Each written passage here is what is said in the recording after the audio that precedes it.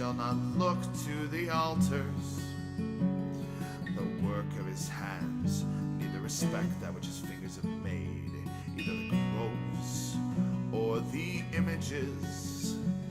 In that day shall his strong cities be as a forsaken bough, and as an uppermost branch which they left, because of the children of Israel.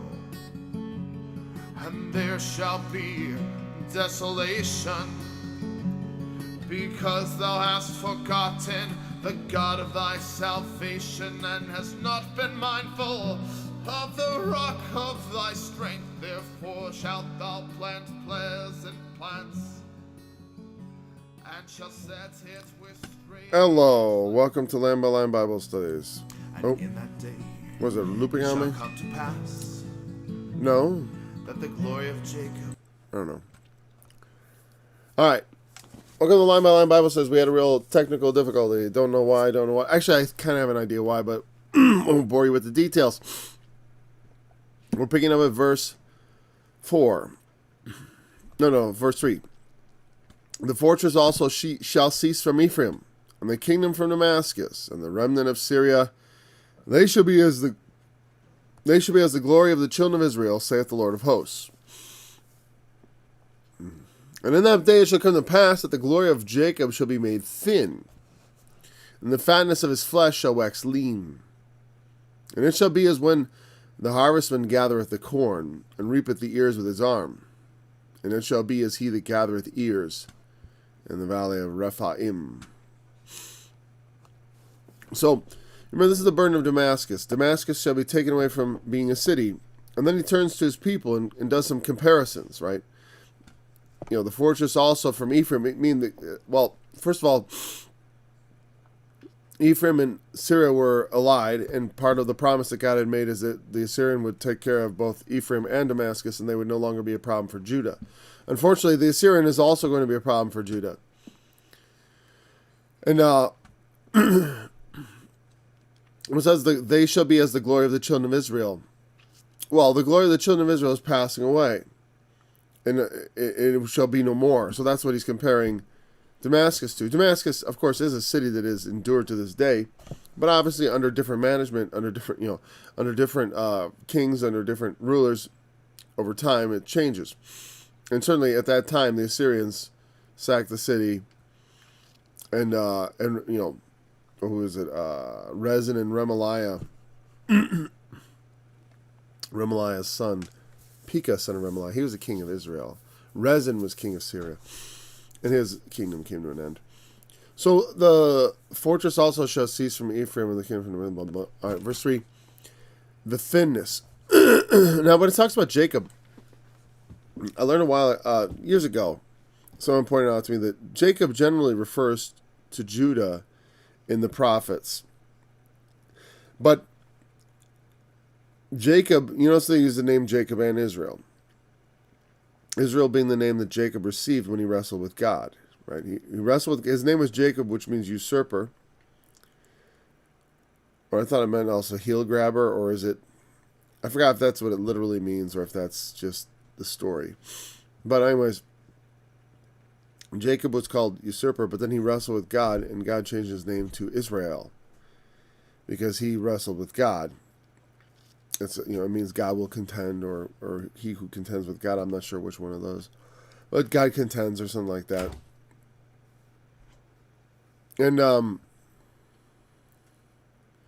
we all with the idea of fatness and thinness, we use the same kind of linguistic thing to this day. As an idiom, the idea of it's more of a metaphor, actually. It is a metaphor. Like when it says you're stretched thin, so I'm getting stretched thin here.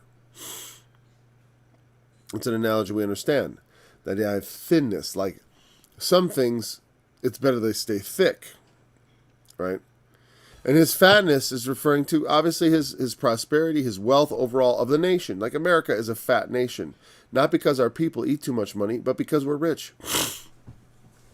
It means the nation itself is fat, wealthy, thick, You Your body has the ability to store away calories for later in the form of fat, and that's good. Because otherwise, we would easily starve to death. If we only like the calories, we couldn't store any. It had to be used right away. There was no storage, no fat. You need to be able to put away some calories for later. It's good. And sure, the wealth of a nation shouldn't be all spent at once or borrowed away.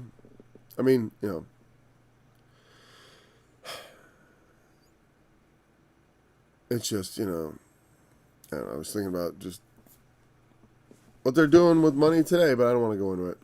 I like to stay in the scriptures and let's not get distracted too much unless it's pertinent. And that day shall come to pass, the glory of Jacob shall be made thin. Glory is great, thick, fat.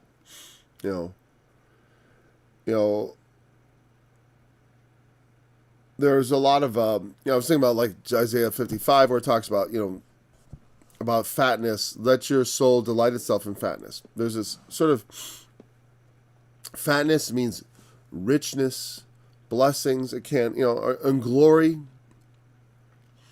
But instead it gets thin. And the reason I think this refers to Judah is because they already said I don't know. When I learned early on, they said, well, Jacob, when the name Jacob is used in the prophets, they're referring to the natural seed and all this stuff, and it was confusing. But one of the things I learned was that they said that, well, Jacob often is referring to Judah, because though Israel has a name, and, Jacob is still who he is. And so Judah is also Jacob, though Israel is known as the northern kingdom. The northern kingdom was called Israel, and the southern kingdom was called Judah. But it's not only Judah, as I've mentioned that over and over again. It was Judah, Benjamin, and there's a remnant of every tribe you can imagine, because there was no hard border between the tribes, meaning there was no someone of Judah doesn't marry someone of Zabulon. It just doesn't happen. The only place that was in effect would be the priesthood, the Levites. They were supposed to marry within their tribe. The other tribes, it was not required to marry within the tribe. Not that people would be averse to it either. But the way your tribe was reckoned also played into that, because I believe, is it by the mother or something like that? You'd only take one parent's line and you'd count that's your tribe.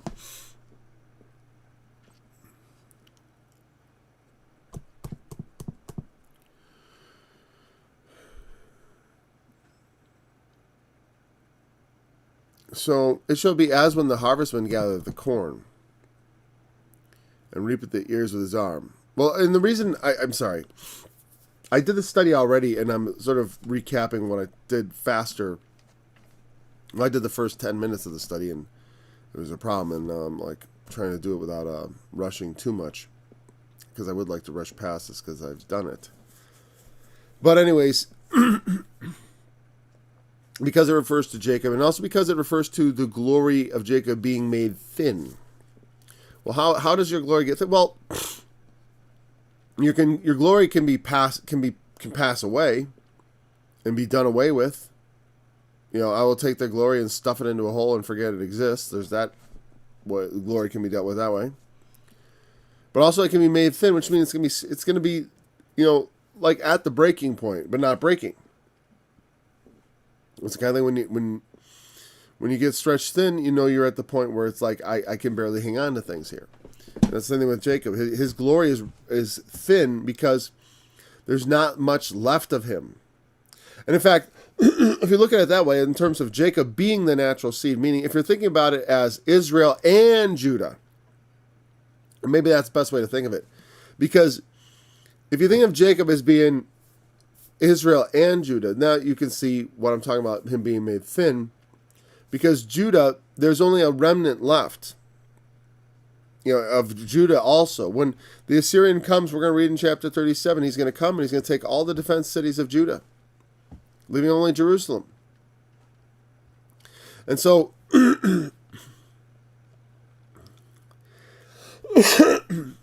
sorry.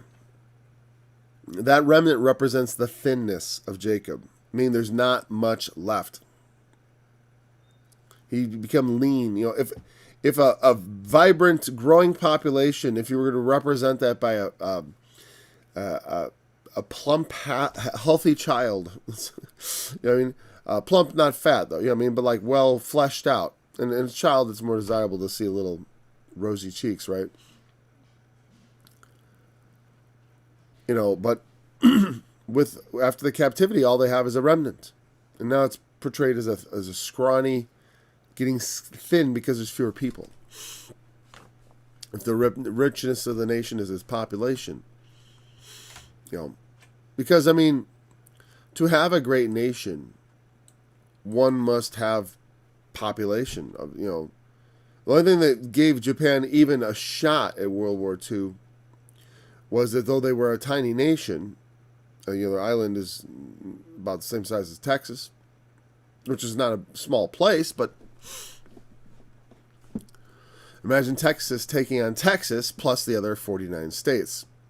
And you can see why that's certainly geographically. But the thing is, their Texas is more like California, as far as the population goes.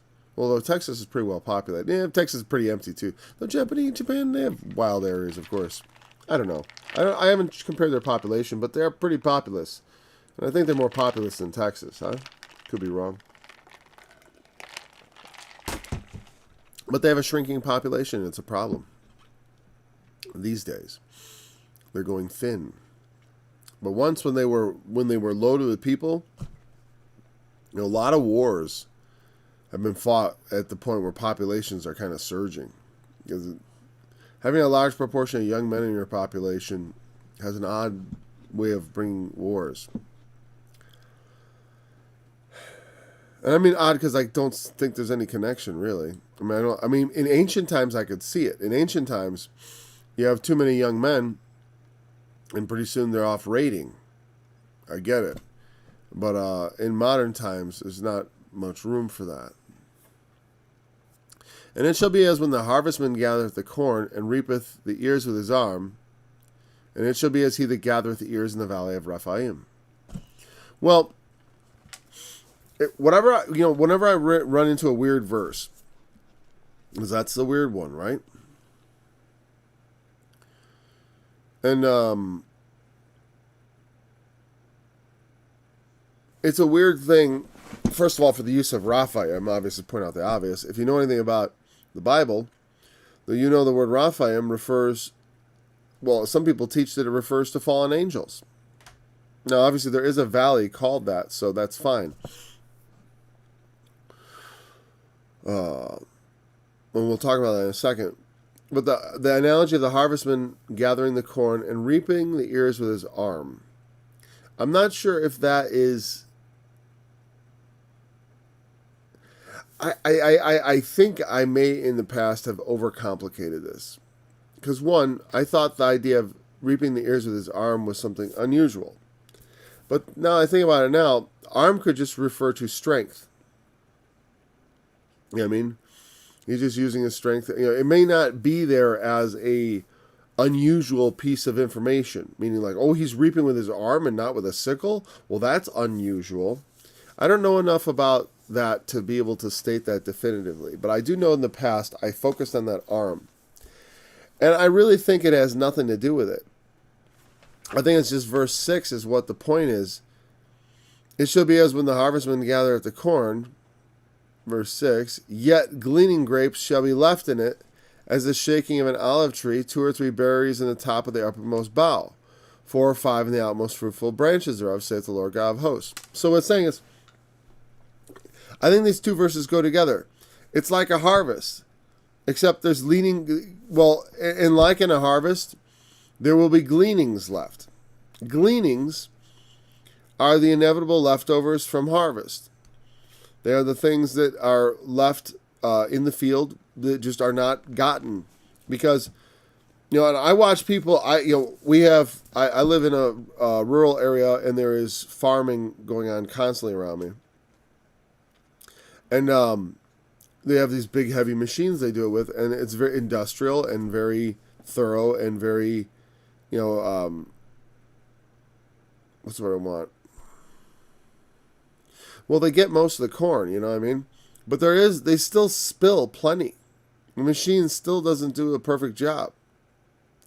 And believe me, it is the most efficient way to gather that corn. I mean, obviously, if you went through one at a time by hand, we have corn. When he says corn up here, don't think of what I mentioned corn, but they wouldn't have necessarily referred to the corn we use, which was in North America. Though, let me tell you this, they found grains of corn in one of the Pharaoh's tombs.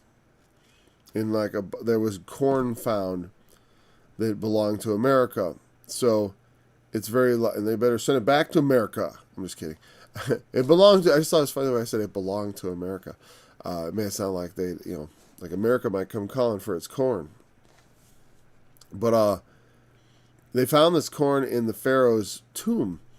And, and it was unusual, and it made people, consider again that in ancient times there's, I don't know if there's some muckety-muck archaeologist who thinks this is not plausible, but I thought everyone kind of agreed that North America had been visited, at least, maybe not settled or otherwise,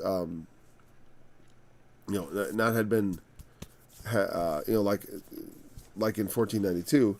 Obviously, people have been to America before Columbus. I thought this was not a controversial fact anymore, right? I thought this was. That's why I'm just not. I'm trying not to worry too much about proving it because I don't think it's controversial. I mean, yeah, everyone talks about Leif Erikson, sure, but even further back than that, going to even back to the late Bronze Age, and that would be actually a good time for people to go to America because there was a world order that was conducive to world trade. And it was possible that there might have been global level of transportation happening. It maybe not, like when I say global level of transportation happening, I mean people traveling the globe.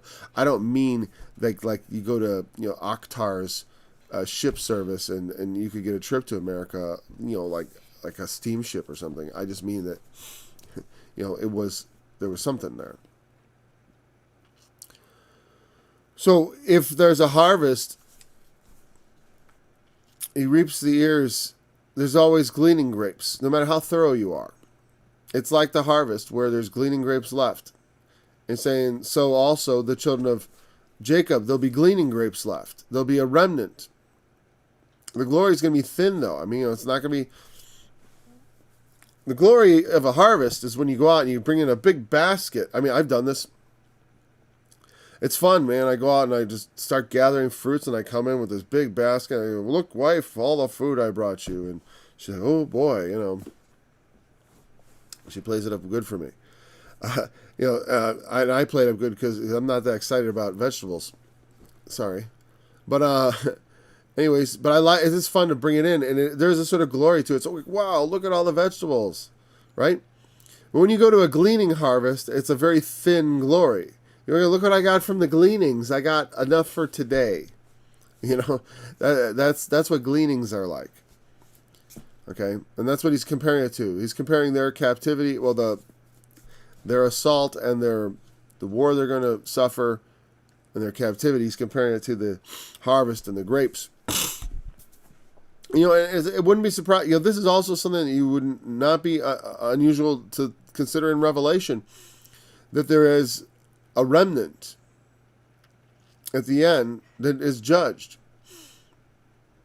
And as I've suggested, and as I believe, and this could be, it's one man's opinion. Unfortunately, things like the millennium are actually not critical doctrine, like by any stretch of the imagination.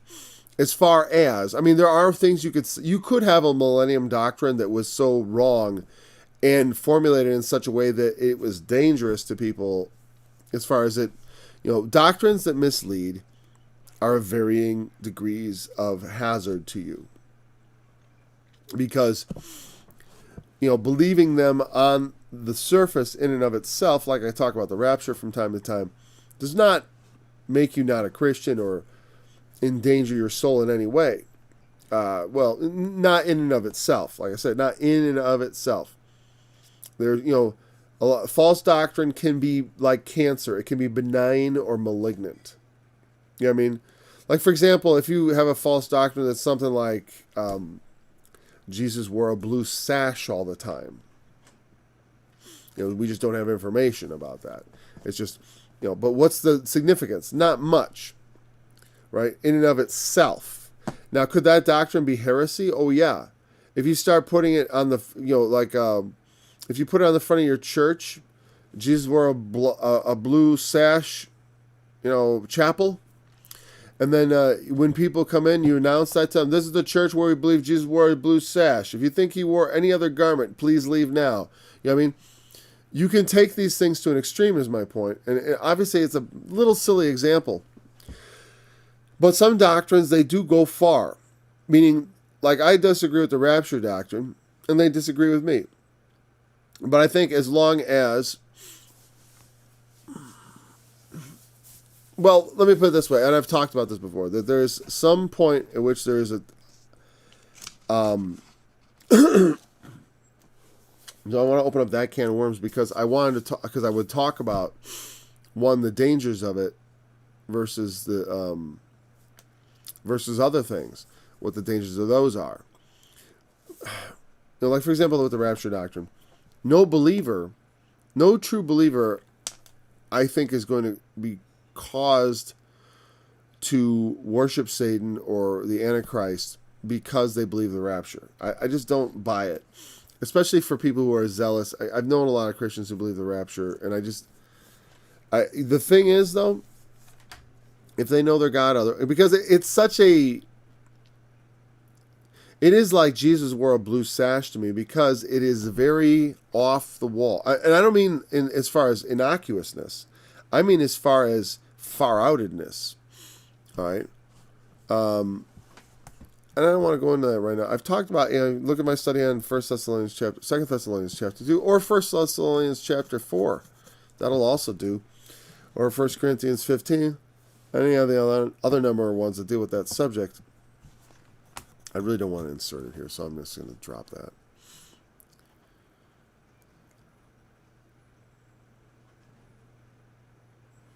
And then why? Oh, well, let's just go back here. Yeah, I know why I said that. That's fine. We can leave that. Let's talk about the Valley of Rephaim. I think that's close by. And I forgot if I had notes about it. Well, because I think in the past I looked at it. I'm like, what, is Rephaim a place that's difficult? Or is it just a notable place? Why is it the Valley of Rephaim? I don't know. It could be. Now, here's the thing. It could be something more. It could be just more than just a reference to a place. It could be the Valley of the Rephaim. Like, meaning not the name of a place, but the description of a place. Now, the Rephaim are mentioned not just here. Remember, you remember in chapter 6, we had the seraphim. And maybe you've heard of cherubim. But then there are the Rephaim. And the Rephaim, to give you an idea, in chapter 26 of Isaiah, it also mentions the Rephaim. But it doesn't transliterate them like this. It translates them into a word. And it says, they are dead. They shall not live. They are deceased. And that word there is Rephaim. They shall not rise. It says, they are deceased. They shall not rise. It's actually there in that passage. Isaiah 26 is one of the Old Testament passages that prophesies of a resurrection. But it also prophesies that the Rephaim have no resurrection. And when they die, they die. And that the Rephaim, did I say the Rephaim were fallen angels? I was wrong. The Rephaim are reputedly, the offspring of the fallen angels, actually. But I believe Rephaim,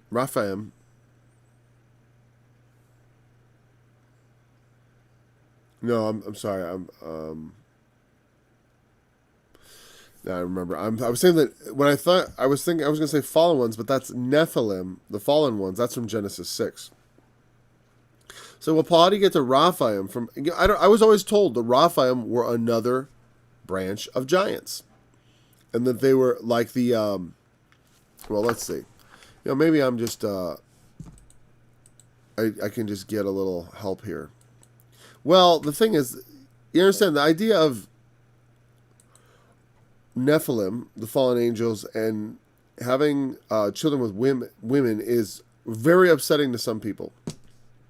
Now, if you know my studies, you know that I teach about it, but I don't teach it as a positive truth. Like, I don't know if the angels had children with women, but that passage certainly is suggestive, Genesis 6. It certainly seems to be what it's saying there. And that is definitely something that's, well, that is something to consider. But it is not doctrinally significant. Like, I can't see any way it impacts my salvation or my faith in Christ in any way, shape, or form. So it's not an essential doctrine, again. It's like the rapture. Just like the fallen... Oh, that's why I brought up the rapture. And good, I'm glad I got off of that because I should just talk about the fallen angels. That doctrine, again, there's no real utility to it. Like, I don't... people say... the most you could say is that, well, if they show up again, don't you sleep with them. Oh, yeah, okay, good advice. But you know what? Someone will. That's the thing. Someone will. What do you think? And your warning is going to stop it? But it doesn't matter if your warning stops it, just so you know. The point is to warn. The prophet's duty is to give the warning. Whether they hear or whether they forbear, as the Lord says. If they want to hear or whether they will not hear, it doesn't matter. You will speak to them. I wanted to look at this, not gleaning. All right. Oh, yeah, there's Valley of Raphaim. Let's look at this on the, let's see what we can find out from Bible Hub. And I'm willing to go a little deeper into this time because I have a lot to say about it, but I think there is more to be said. Valley of Raphaim. Rapha.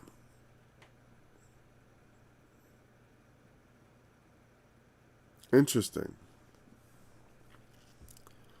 Inhabitant of an area. I like the way they go, inhab. Why didn't they tell me if that was plural or singular? Oh, Rapha is singular. Sorry. Rapha. Inhabitants of an area.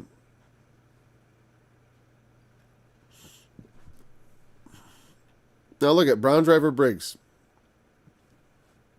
Not a, let me tell you, the Brown Driver Briggs, not a wacky, kooky, fringy source. Proper name of a people, old race of giants. The Raphaim are a race of giants. See?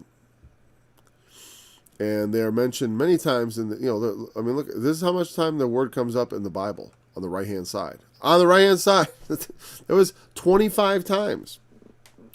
25 times. And here, let's look at those 25 times real quick, okay? Just so you understand. Genesis 14:1. Blank, that were with him and smote the Raphaims in Ashtaroth Karnaim. 15, and that was, that's Abraham. And the Perizzites and the Raphaim. The Perizzites were another race of giants. Deuteronomy 2:11. Also were accounted giants as the Anakims. Notice the Raphaim in this case, they translate it to giants. Even though that word doesn't mean giants, it'd be like translating Bears football team. You know what I mean? Though Bears is a terrible choice, I guess. But the name of the team, obviously.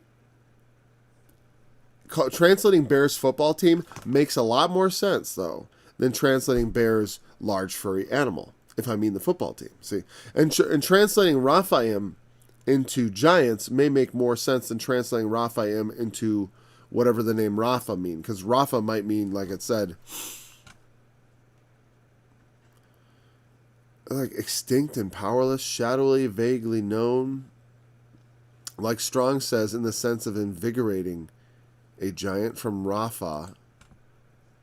But I don't know, Rapha instead of to heal? I don't know if that's actually related. Sometimes I'm suspicious. I like the Englishman's Concordance on the right. That to me is useful because it shows me a lot. Joshua here, the remnant of the Raphaim, the giants. Here in Joshua 13, they're translated giants in the King James. Here in Joshua 15, it's giants. Joshua 17, it's giants. So it's like the Perizzites and the Raphaim, the Perizzites and the giants. In the valley of Raphaim northward, the valley of the giants. Yeah, I like that right there when it called it the valley of the giants. Because if we translated, it shall be as he that what was the exact phraseology? Oh, he that gathereth ears in the valley of Raphaim. What if we said in the valley of the giants? It starts giving me more of a sense of like what we're talking about.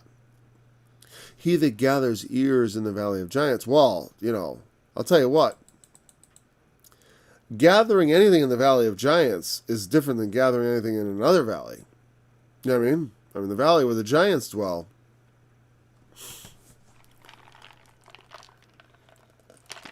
But I don't know. Does it mean...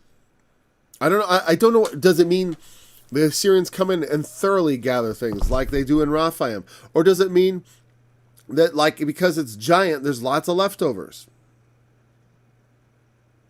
I don't know. So, but that's what we can say about that.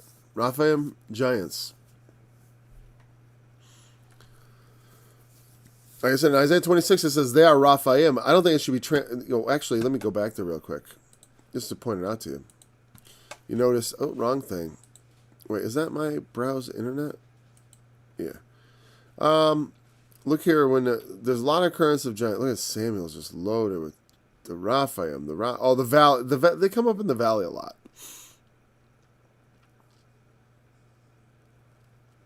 When we look down at Isaiah, it's the last occurrence in the Bible. And what do I want? Why come in? Oh, sorry. Oh, wait. What? Oh. It must be written slightly different. That's interesting. Wait a second. Oh, well. I can figure this out. Let's go to chapter 27. They didn't have my instance there. You notice that? I just went up to where we were and it left off as if I was wrong. As if I didn't know what I was talking about. Which certainly happens. Let's see. They are dead, they shall not live. Wait, this is 27. I need 26. Did I say 27? I meant 26. 27 is the day of the east wind. There we go. Verse 19. Thy dead men shall live together, my dead body shall arise. Wait. Oh, yeah. Earth shall cast out the dead.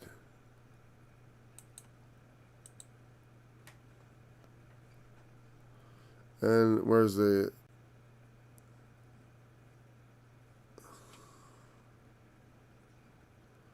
Like as a woman with child that draweth near. There's that. Where's the... There we go. They are deceased. See how we're deceased right there? They are dead. They shall not live. They are deceased. Rapha. Now, it's giving me a different word. Sure looks like the same word. But no, it's 8 times. It looks the same. It's spelled similarly. It says the same. But apparently it's not the same. Raphaim. Seems very related to it. In the sense of Rapha.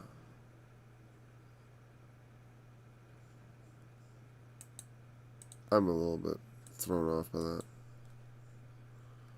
Okay. Again. Notice this word here. They said they're from the same word. It's essentially the same thing. The only difference is they're differentiating because of the usage.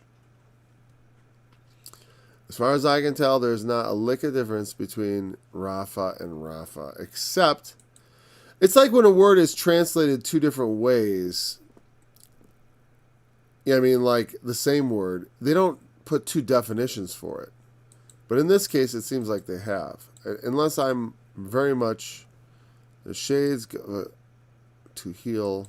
Where's the other one? 95, 96. And our passage was from 17. The Valley of Raphaim.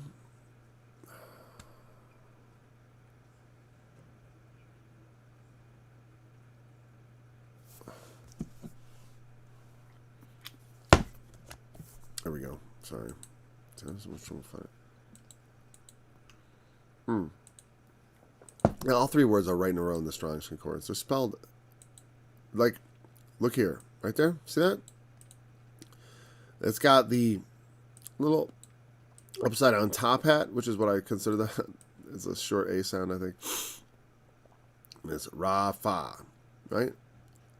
Vowel points, numbers. Right? Here we go. Next word. Did you see anything change there? No. Exact same word.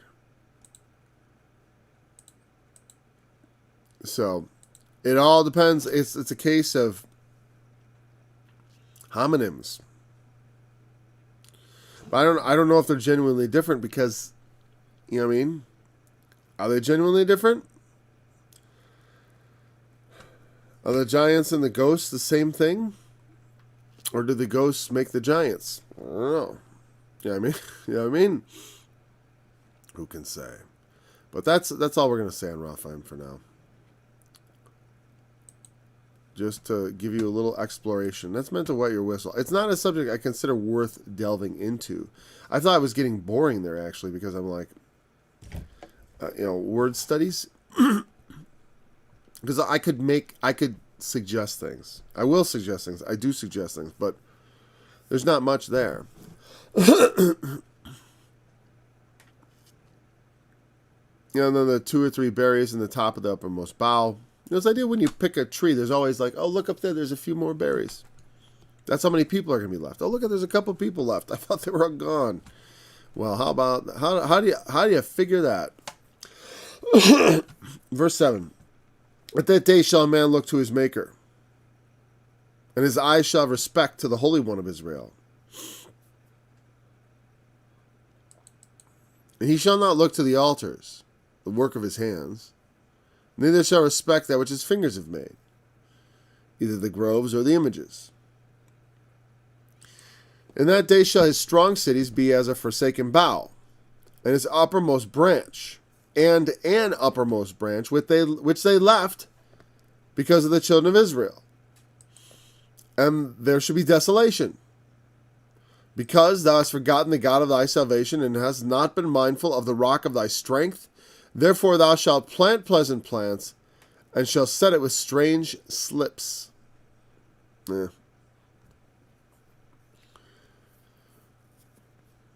In that day shall man look to his Maker. Men should look to their Maker, to God. And we do often in the worst times. When everything's, Judah's left as a forsaken bough, and everything's left, and there's gleaning grapes only, and everybody's been carried away captive, and the cities have all been burned, and boy, maybe it's time we should pray. Hey, maybe that sounds like a good idea. Let's turn to God now and seek the Lord. Unfortunately, a lot of times, like it says, they turneth not to him that smite them. Smiteth them. I mean, he punishes them, and they don't turn to him.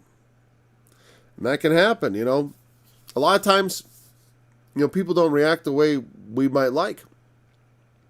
Because, they can just take things the wrong way. Like you could be riding a horse or a donkey or a mule, right? And if I'm hitting the mule, how does the mule know if I want it to go or stop? You know what I mean? I might be hitting him to stop. I might be hitting him to go. I don't. How is he supposed to really know? I might just be hitting him because I like hitting him. I mean, from his perspective, what does he know? And sometimes we don't know. We're like that. Something's happening, and we sense that we know that it's bad, but we go in just the wrong direction. For example, Israel, they turned to the idols. They turned to foreign adversaries for help.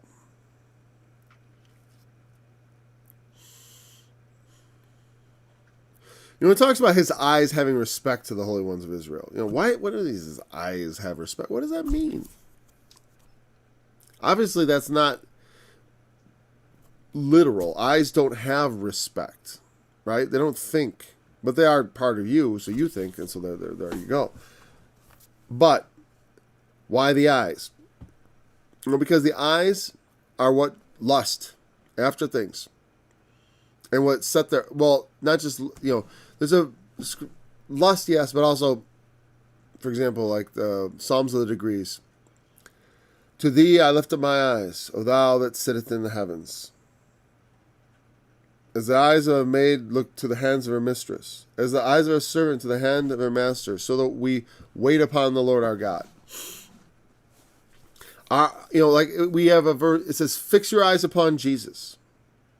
It says we look to Jesus, the author and finisher of our faith. There's all this language that's telling us to look, to see, to point ourselves in a particular direction. Because your eyes are what point you. Human eyes are very interesting. And if you think about the animal kingdom, there's very few creatures with anything like our eyes. Owls have even more amazing eyes. There's creatures with more amazing eyes, but they have our particular eyes. It's interesting. Because not only do we have eyes, but, other humans can detect where you're looking and stuff like that. The thing you're focused on is very important. We like to figure out what are they looking at? What are they looking at? What are they seeing? And so, the thing our eyes are focused on is what we're aimed at. And the aim is very important. The very concept of sin means to miss the mark. To somehow fall short of a goal. So, if you have the wrong goal, you're going to fall short. If you don't have your eyes on God, if you have your eyes on something else, you're going to fall short of the goal if the goal was God. If the goal was pleasing God, if the goal was everlasting life and salvation in Christ Jesus, and you got your eyes elsewhere, especially consistently. Not that you can never look at anything else, but the point is, the eyes of your life need to be fixed on Jesus. You know what I mean? Like if my life had a separate existence, a separate corporeal existence, like my life was embodied, my life should be just fixedly looking to God. You know what I mean? Like under the surface of all that I do is like my, I pray constantly because I'm always in doubt. I don't know how people get away without praying all the time, because you must have such utter confidence in yourself to not turn to the Lord and to look to Him for guidance. So our eyes should have respect. Meaning, and respect, I don't know if it means in that, let's see what that word means, because it may just mean the aspect of viewing. Meaning, there may not be actually a lot being connotated there, or denoted, I should say, denotated. Because I'm looking more of have respect. Yeah, the word have respect, again, both these words are just a simple word for see. It's interesting. That's cool. All right, the word look is sha'a, to gaze. And then the word, I'm sorry, I did it again. Darn it. As I'm doing my word studies, I'm not bringing you along for the party. For the word study party? Okay, respect. See that word respect? And look. Look and respect. And this is the thing. Look is sha'a, or sha'a. I brought those up twice. Okay, here we go. Sha'a. Sha'a. Or sha. There's double A in there. And it means to gaze or look. It can also mean regard. Notice how we have respect, regard. But this is the word translated to look. And then, of course, we have respect, which is ra'ah, which is see. It's never translated regard, which is funny. You know what I mean? So actually, this verse should be translated more like this. I mean, at least according to Strong's Concordance, it should read like this. Let's just fix it. Yeah. I think it should be so. This is kind of a joke, but this is not a joke. It should be respect, or let's say regard. Man, regard his maker, and his eyes shall see the Holy One of Israel. That's how it should be translated. In that day shall a man regard his maker, and his eyes shall see the Holy One of Israel. That's pretty cool. Because if you look at it, Ra, I don't see have respect there, unless they flip the clauses and I'm just missing it. Meaning they flipped them. Like sometimes they do that, where they'll flip the clauses on you. You know, King James translators are not always the most consistent, which is, I mean, they didn't have computer technology to help them keep consistent. It was like all these guys working on it. I mean, it's a beautiful I love the King James. I just wish we could tweak it without ruining it. The way every time they try to fix like the new King James, I don't like the new King James. It's okay, I guess. The truth is, I'll never be happy with any Bible except the King James, so I'm just going to stick with it. And I'll just have to memorize all the places that I need to fix. You know, in my mind. Not that this is not that bad, right? Okay? I mean, I bet the NIV probably agrees with the King James. I'm just to give some redemption or something. I don't know. Ooh, verse 7. I'm curious what it says. Let's look what the Devil's Translation says about verse 7, huh? What did the Devil's Translation say? And that day people will look to their Maker and turn their eyes to the Holy One of Israel. Again, another one of those wonderful thought-for-thought translations from our NIV. Because, like, if you go to a... you know, it just annoys me. Oh, wait, where's the... let's do an interlinear. Do they have a... Where is the interlinears? Quick links... Oh, poop. Oh. Is there greens? No. Commentary, Hebrew. It's funny because I thought it was really easy to find before. I just don't really feel like reading all this stuff. I just want to see in a... Strong's NASB. Let's look at that. I wanted to see an interlinear, though. Yeah.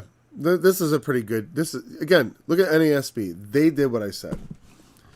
In that day, a man will have regard for his Maker, and his eyes will look to the Holy One of Israel. Now, they put look to, which is good. But, you know, you see what I said about the NIV, how they made that a thought for thought? Because... the words, his eyes shall turn to, you know, they're inserting extra thoughts. In the King James translators, you could say they also are doing it by, but not really, but they're flipping it. Meaning the first word means regard, kind of, it implies it. It doesn't explicitly mean it. And the second word, the word for see in the second clause, I immediately recognize that as the word, whenever you look for the word see in the Old Testament, it's the most common word for to look or see, Ra. The Shah one is a little more less used. It has more of a thoughtful, like to regard something as opposed to just to see it. But, you know, it goes to a lot of things, like you think about the New Testament, it says, whoever has eyes to see and ears to hear, let him hear. Right? To see God. What does it say about seeing God? Here's another thing. Like they treat this verse like it's no big, like, oh, we have to change the meaning. We can't just say his eyes shall see the Holy One of Israel. We have to say he will look to, or he's going to turn his eyes to see him. But he can't just nakedly see them. Why? Why does it have to? Why is it not just this? His eyes shall see the Holy One of Israel. That's astonishing right then and there. Remember, in the Old Testament, they believed that if you saw God, you would die. You know what I mean? The idea to see God to his face and to live is making a tremendous, it says, they will see the Holy One. Because it's not, we don't see him. The word see is used often in a very broad sense to mean to understand, to perceive. That's why Jesus would talk about having eyes to see, because you can see without seeing. You can hear without hearing. You could be sitting, as I'm sure you've done this, I have a very long study, right? And if I was a listener of the study, I would put it on while I was doing stuff. Maybe while I was doing the dishes. Maybe while, I know that someone is doing the dishes right now. And maybe while I was doing something else. It's the kind of thing you don't necessarily, you might look over if I bring up something on the screen. And I should always remember to talk very clearly because most people aren't lip readers. The problem is I get too many thoughts, too many ideas, and I want to just cut through it without saying it, and I want to save time, so I just don't speak properly sometimes. It's not good. But we want to see God. We got to see him. Well, my point is you're busy. I would be. I'd be busy doing stuff, right? And when you're doing that, sometimes you might let your brain wander. And you're not really listening. Though you may have maybe you're in the kitchen and you just got it playing. You're listening to a study. Or you're in your workshop doing something. These are the times I used to download podcasts and I'd go out and I'd work in my garden and just listen to them. Great. I should make these available for download, actually. I have them all saved up. I want to upload them at some point, but there's, it's like a terabyte. I wonder it'll be curious to see if they try to raise my prices. Oh, that's right. It's time to renew the website soon. All right. Well, oh boy.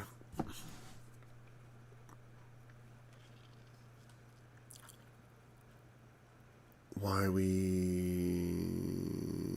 well. And the point is you can hear my voice without really listening. And it's easy to do that sometimes when, it gets, when I'm not clearly holding your attention, right? And so the same thing with God. We can see him, but not see him. There were people who saw God in the Old Testament. They didn't die because they didn't fully see God. They would see his hind parts or they see part of God, but you're never allowed to fully see him. It was a notion that people have. It's not even necessarily true, but because seeing God is not an instant death sentence, but it could be, meaning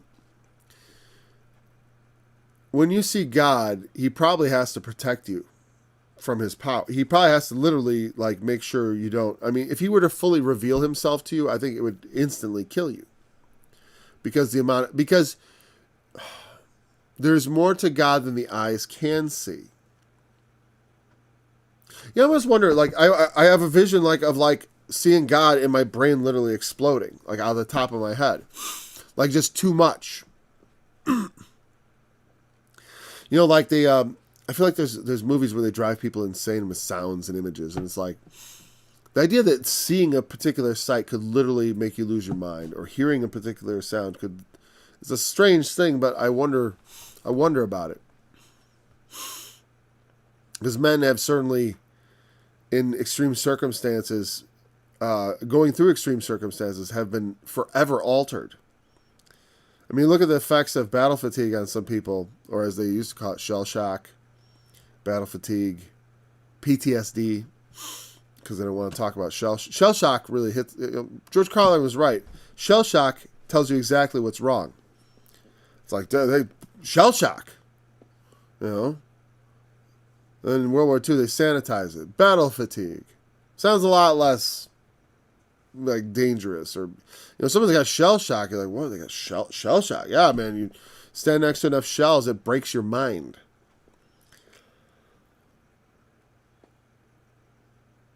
The problem is, I actually understand PTSD quite a bit, because if you live under a sense of threat constantly, it does things to you. I know it's because I've lived under threat for years, and I understand. It's like I think in some ways it probably. I wish I had greater faith because it would carry me through this better. Because sometimes I feel like I've if it were possible, I've lost years of my life over worry, and over not worry so much as just stress. Like when for example, like the difference between worry and stress. When I was a young man, my wife and our son was in the hospital. So I'm not going to go through all the details, but at one point, we're in the room and they're telling us, oh, your son could die, And that's quite a thing to tell a parent. That's stunning. And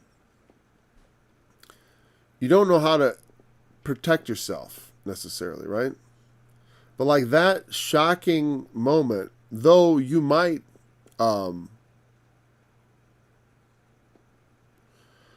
I'm trying to remember what I was trying to say. That's the difference between sometimes it's just frustrating.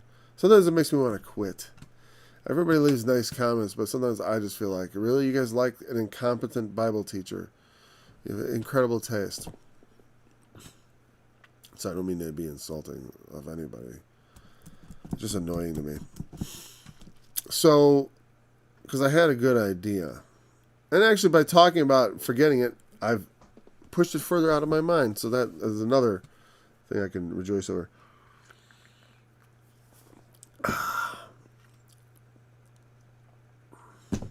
It'll pop back into my head. I'll just ignore it. It'll come back.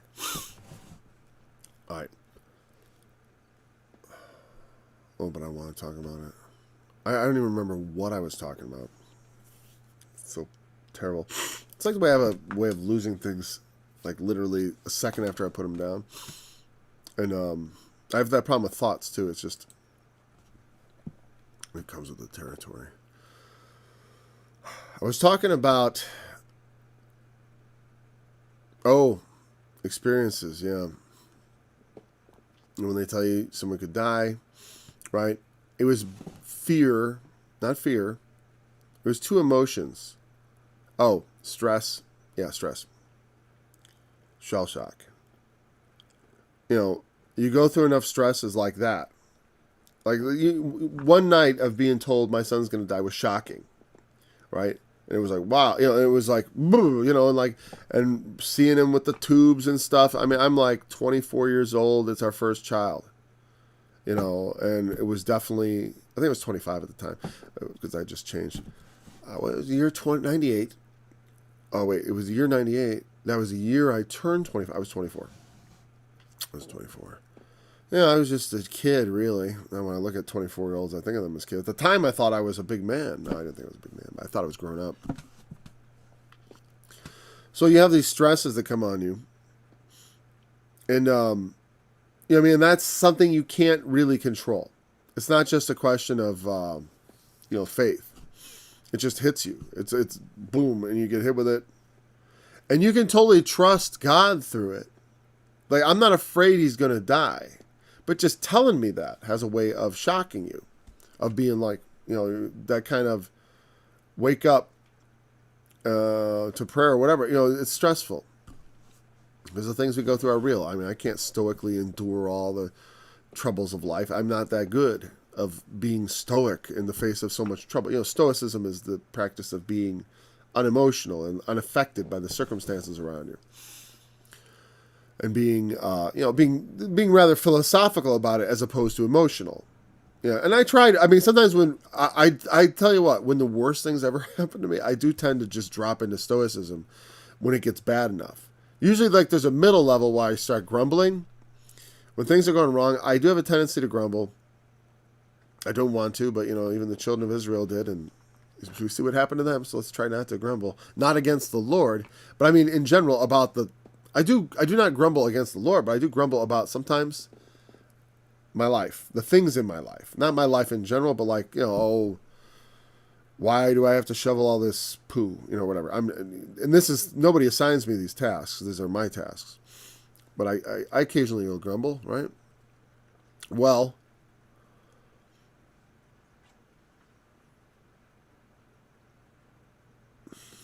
And why is that even important?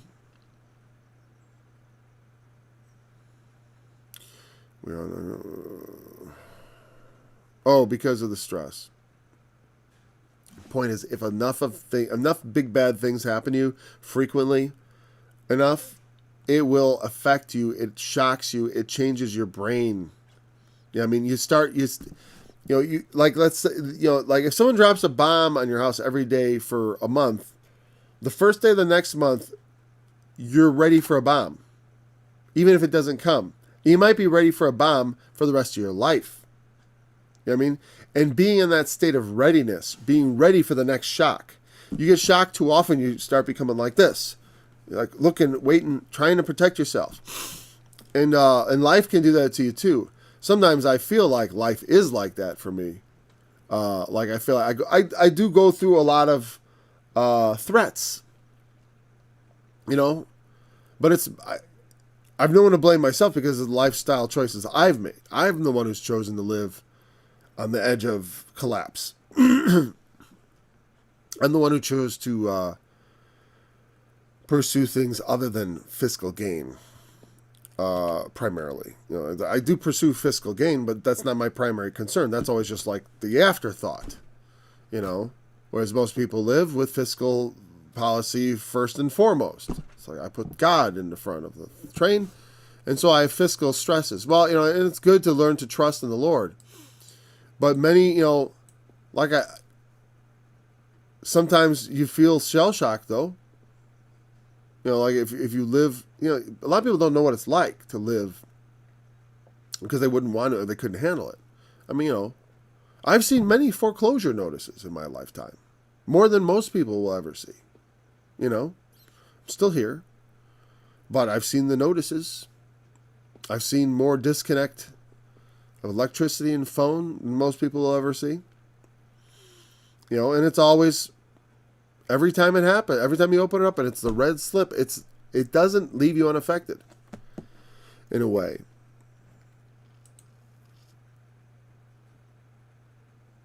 Why am I even talking about shell shock though? Whatever, study's over. No, but I don't know. I guess because we don't see as we ought to see. And sometimes that's because of the things we've experienced. I don't know. But we're going to pick it up right at verse 8. It's the same. We haven't gotten out of it at all, did we? Well, we got a couple verses in.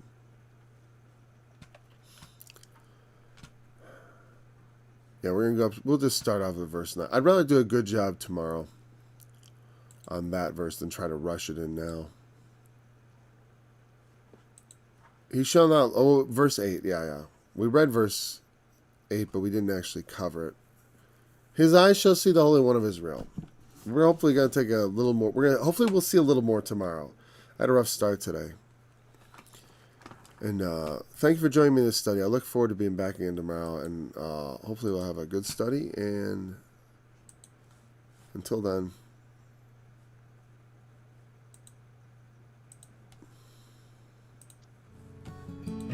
shall not look to the altars, the work of his hands, neither respect that which his fingers have made, either the groves or the images.